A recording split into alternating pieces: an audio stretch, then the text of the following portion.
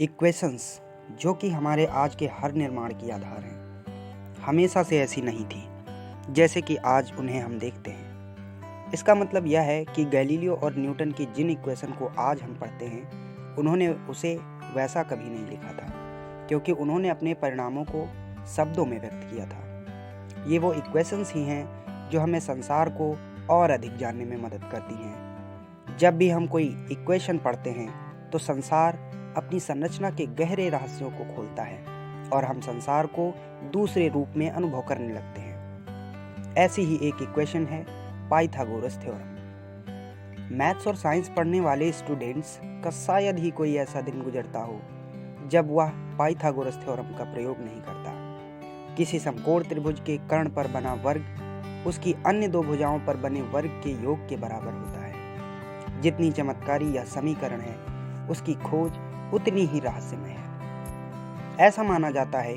कि Pythagoras theorem इतिहास में हमेशा से किसी न किसी रूप में थी। इसीलिए हमें ऐसी हजारों कहानियां मिल जाएंगी जिसमें इसे खोजने का दावा किया गया हो। यह तो निश्चित ही है कि यह नियम पाइथागोरस से पहले भी कई सभ्यताएं जानती थी।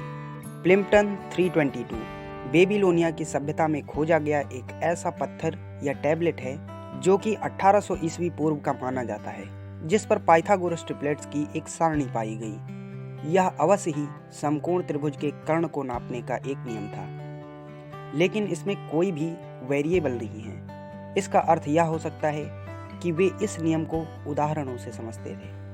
आपको तो याद ही होगा कि पाइथागोरन ट्रिपलेट 3 संख्याओं का ऐसा समूह है जिसमें किन्हीं भी 2 संख्याओं के वर्ग का योग तीसरी संख्या के वर्ग के बराबर होता है, जो कि पाइथागोरन थ्योरम के उदाहरण समझे जा सकते हैं। प्राचीन भारत में भी इस नियम के प्रयोग स्वल्प सूत्र में पाए जाते हैं, जो कि कई अनुष्ठानों में ज्यामितीय चित्र बनाने के काम आते थे। दीवारें, मीनारे, सड़क के निर्माण से लेकर कई आयामों को समझने में मदद करने वाली, छोटे से छोटे प्रश्न को हल करने से लेकर ग्रहों की दूरी मापने में मदद करने वाली इस समीकरण का प्रयोग जितना आसान है, सिद्ध करना उतना ही कठिन है।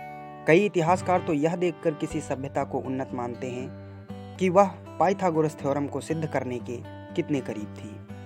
प्राचीन भारत में भास्कर और ग्रीक के दार्शनिक सुकरात से लेकर दुनिया के अनगिनत गणितज्ञों ने इस नियम को सिद्ध किया, जिनमें सभी के तरीके अलग अलग थे। इसीलिए आज इस नियम की 1 या 2 नहीं बल्कि हजारों प्रूविंग्स हैं।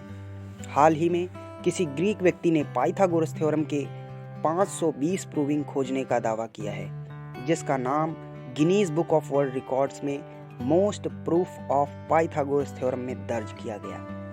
पाइथागोरस थ्योरम वो पहली इक्वेशन है जो स्पेस से लेकर कारपेंट्री, आर्किटेक्चर, फिजिक्स, एस्ट्रोनॉमी लगभग सभी क्षेत्रों में महत्वपूर्ण है। प्लेटो ने अपनी किताब मेनो में सुकरात के सिखाने की कला बताते हुए लिखा कि सुकरात मेनो से कहते हैं, व्यक्ति के सभी जवाब उसके भीतर छुपे हुए हैं। प्रत्येक व्यक्ति कुछ ना जानते हुए भी बहुत कुछ जानता है। मेनो को इस बात से असहमत देखते हुए सुकरात जमीन पर एक वर्ग बनाते हैं और कहते हैं कि क्या तुम जानते हो कि इसका दुगना कैसे किया जा सकता है। मेनो ने बिना देर किए वर्ग की भुजाओं को दुगना कर दिया और उसने देखा कि ऐसा करने से नया वर्ग पुराने वर्ग का 4 गुना हो गया था।